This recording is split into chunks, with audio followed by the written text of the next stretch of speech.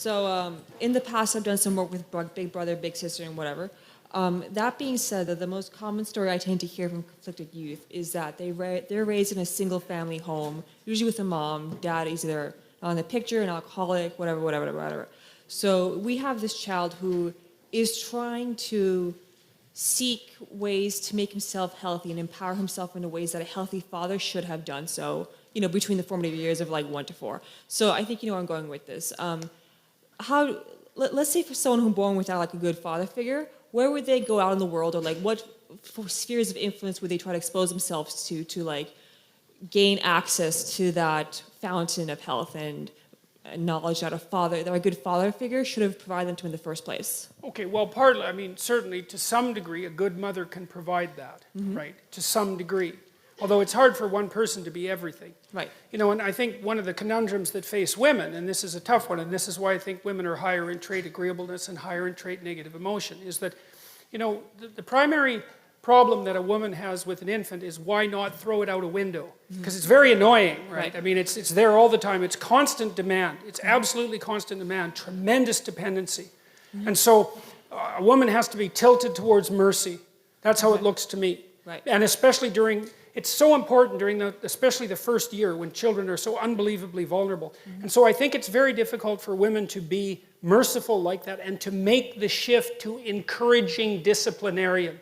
I think that's a very difficult thing for people to do simultaneously. Although, people, I'm not saying that women are always only merciful and men are always only encouraging disciplinarians, but things do sort themselves out to some degree like that. And I think also the biochemical transformations that accompany pregnancy and childbirth and lactation also tilt a mother towards that as well. Because she has to really love that little thing, right? It's number one, no matter what it demands. And then telling it what to do and making sure it's behaving properly, that's a whole different issue.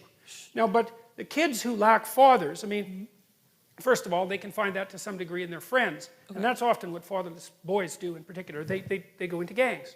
And they generate the missing masculinity in the gang. Well, that's not so good because, like, what the hell do they know? Yeah. They don't know anything, right? They're just stupid kids, and they're like 15 years old, and their testosterone is pumping, and they're trying to get the hell away from their mother, which is what they're supposed to do. And they're not in the right position to exercise any authority over themselves. So that's not good. They can find it in education. They can find it in books. They can find it in movies. They can find it in sports heroes and so forth, because the image of the father is fragmented and distributed among the community. Okay. But it's very, very difficult to not have a father. Right. And one of the things that we're doing in our society, which I think it's absolutely appalling, is that we're making the case that all families are equal. It's like, sorry, no, wrong. And there's no empirical data supporting that proposition, by the way. It's much better for kids to have 2 parents. Okay. Now, who those parents are, that's a whole different issue. But. Okay, and if I could just add one more thing.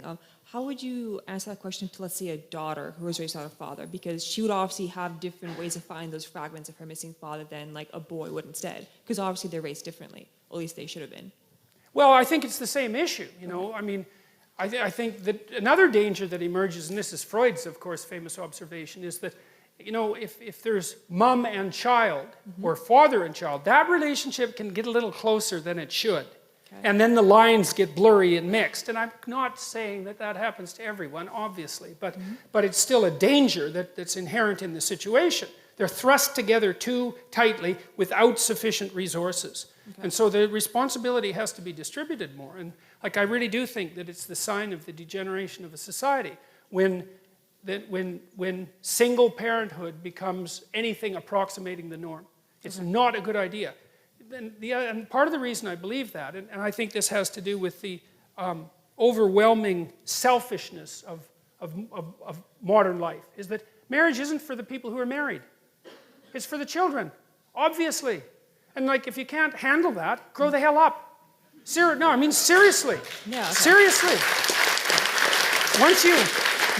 Once you have kids, it is not about you.